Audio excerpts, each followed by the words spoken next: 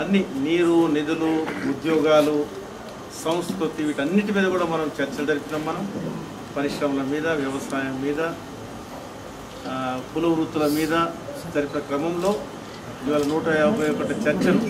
ఎప్పుడైతే మనము కొన్ని విషయాలపైన ప్రభుత్వం యొక్క సలహాదారుడైన విద్యాసాగర్ రావు గారిని ఇరిగేషన్ పైన మాట్లాడమని పిలిచినాం. మరియు ప్రభుత్వానికి ఢిల్లీలో ఉన్న 2 స్పెషల్ ఆఫీసర్స్ రామచంద్రుడు మరియు ఎస్ వేణుగోపాలాచారి గారిని కూడా పిలిచి మనం అక్కడ ఉన్న మంచి చెడ్డలు, మన తెలంగాణ ప్రభుత్వం చేపట్టిన కార్యక్రమాలకి ఎవరు అడ్డుకుంటున్నారు, సమస్యలేంటి, ఎట్లా అధిగమిద్దాం, ఎట్లా ప్రజలు వాటిని ముందుకు తీసుకెళ్ళాలి, మన ప్రభుత్వం యొక్క తెలంగాణ ప్రాంతాన్ని పరిరక్షించుకోవడానికి, పునర్నిర్మాణం చేసుకోవడానికి ఏ రకంగా మనం ముందుకు వెళ్ళాలనే విషయాలు కూడా మనం తెలుసుకోగలిగినాం. ఆ క్రమంలో మనము ముఖ్యంగా మన ప్రాంతం హైదరాబాద్ దక్కన్, మన సంస్కృతి, మన తెహజీబు, మన కళలు, మన రచనలు, మన కవులు, కళాకారులు, ఈ విషయాలలో మనం చర్చిద్దామనే ఉద్దేశంతో ఏవైతే మన కల్చర్ డిపార్ట్మెంట్, ఆర్కియాలజీ వీటన్నిటికి కూడా ప్రాతినిధ్యం వహిస్తున్న రాష్ట్ర ప్రభుత్వానికి, ముఖ్యమంత్రికి, తెలంగాణ రాష్ట్ర ప్రభుత్వానికి సలహాదారుగా ఉన్న కేవీ రమణాచారి గారు, వారి ఎన్నో అనుభవాలు, వారిని ఇవాళ meet with Sri K Ramanachari garu అనే కార్యక్రమాన్ని పెట్టుకున్న క్రమంలో వారిని మనము ఇక్కడికి ఆహ్వానించినందుకు,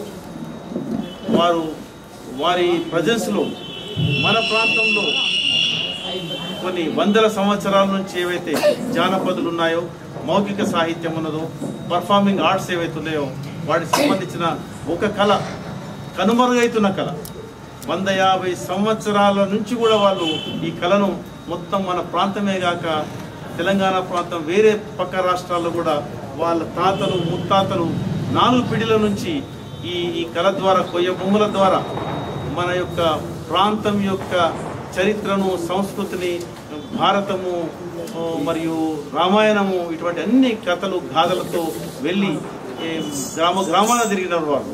ఆ తర్వాత ఉపాధి లేక, వాళ్ళకి కళకు ఆదరణ లేక వాళ్ళు వేరే అల్యూమినియం పాత్రలను మందమర్రి, మంచిర్యాల, బెల్లంపల్లి అక్కడ వెళ్ళి అమ్ముకునే క్రమంలో తిరుమలరావు గారు వారి రీసెర్చ్ ద్వారా వెళ్ళి ఈ కళను వెలికి తీసిన తర్వాత, ఆ తర్వాత మనం హైదరాబాద్లో ఒక వర్క్షాప్ కూడా నిర్వహించినాం.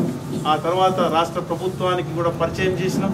ఆ తర్వాత ఢిల్లీ, బాంబే, కల్కత్తా ఎన్నో ప్రాంతాలు కూడా వాళ్ళు ఒక అకాడమిక్ రిక్వైర్మెంట్, కల్చరల్ డిపార్ట్మెంట్స్ ఏవైతే పిలిచినాయో వాళ్ళు ప్రదర్శనలు ఇతర రాష్ట్రాలలో ఇప్పటికీ గత 12 సంవత్సరాలుగా ఇస్తున్నారు.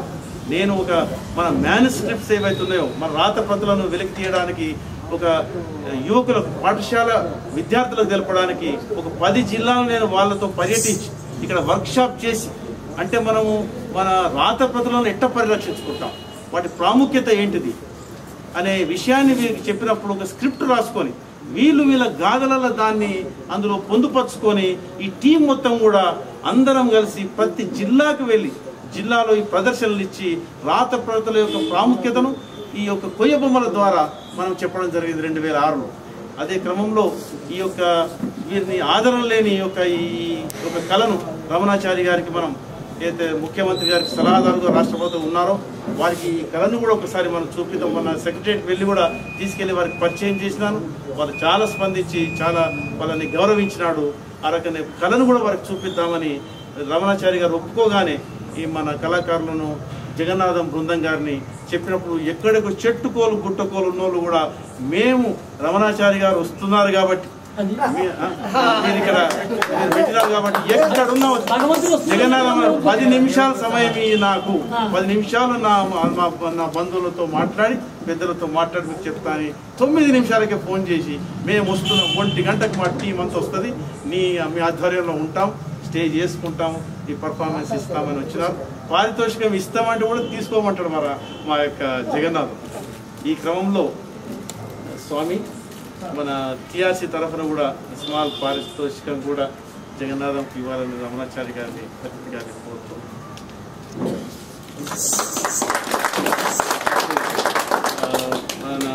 మన అతిథి అయిన ఇవాళ ముఖ్య అతిథి అయిన రమణాచారి గారు 2 మాటలు ఈ సందర్భంగా మాట్లాడిన తర్వాత సో మీట్ విత్ రమణాచారి గారి మన టీఆర్సీ హాల్లో ఉంటుంది.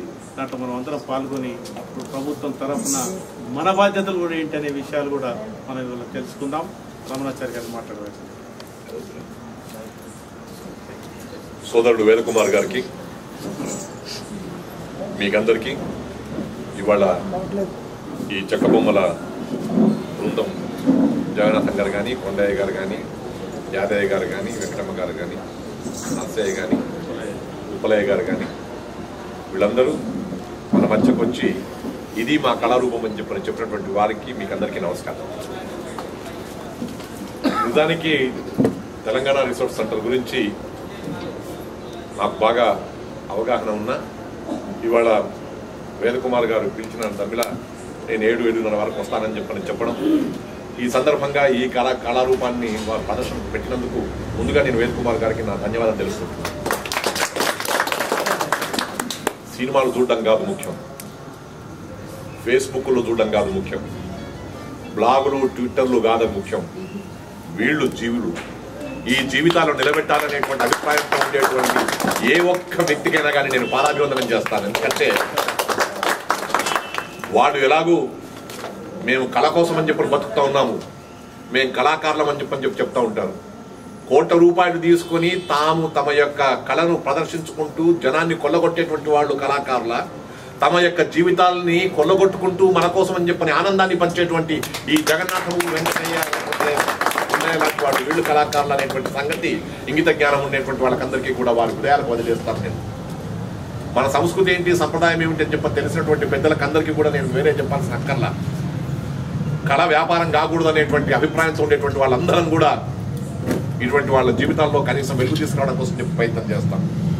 వేదకుమార్ నాకు చెప్పినారు, ఈ కుటుంబం తర్వాత మళ్ళీ ఇంకా ముందుకు పోవడానికి కోసం చెప్పిన అవకాశాలు లేనటువంటి ఒకే ఒక కుటుంబం ఉంది సార్ అని చెప్పని నేను రావడం ఆలస్యం లేదు, మా పిల్లలు ఎవరు కూడా వినడం లేదు సార్, ఈ కొయ్య బొమ్మలతో మేము ఈ ప్రదర్శన చేస్తామని చెప్పనంటే అది మీ విషయం కాదు.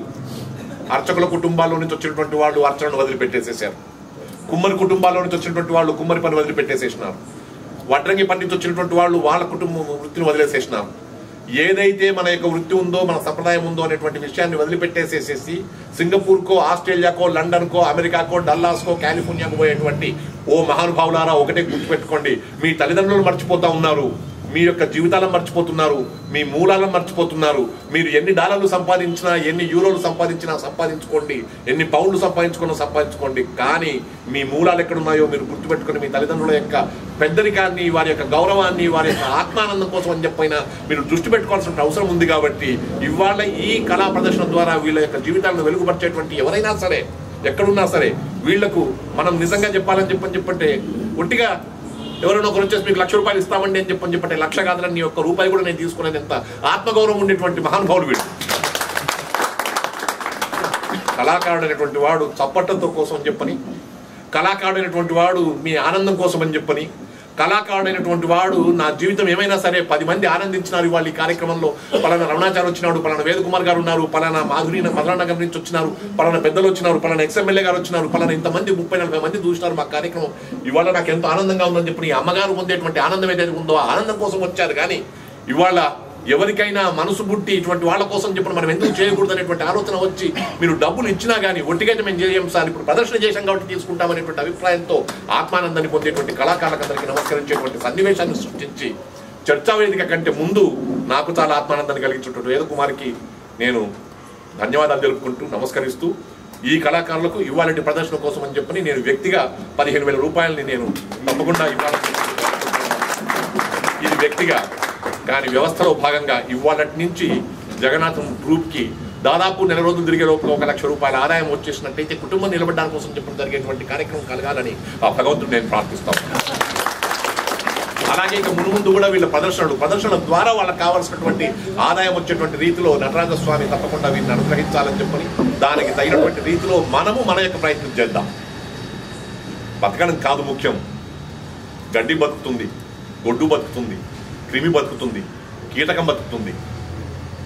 తేడా ఎక్కడ అంటే మన వల్ల అవతలి వాడు ఎవరైనా కానీ కొంత సాయం పొందేసేసి ఆనందాన్ని పొందుతున్నాడు అని చెప్పంటే అప్పుడు మనిషికి ఆనందమైనటువంటి పరిస్థితి. అంతేగాని లేకపోతే మనిషికును తక్కిన వాటికి పెద్ద తేడా లేదు.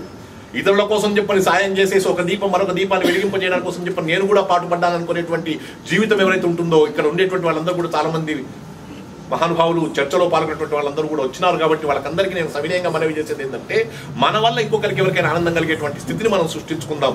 మన కుటుంబం కోసం మనం చేసుకున్నట్టయితే కోతి కూడా చేస్తుంది.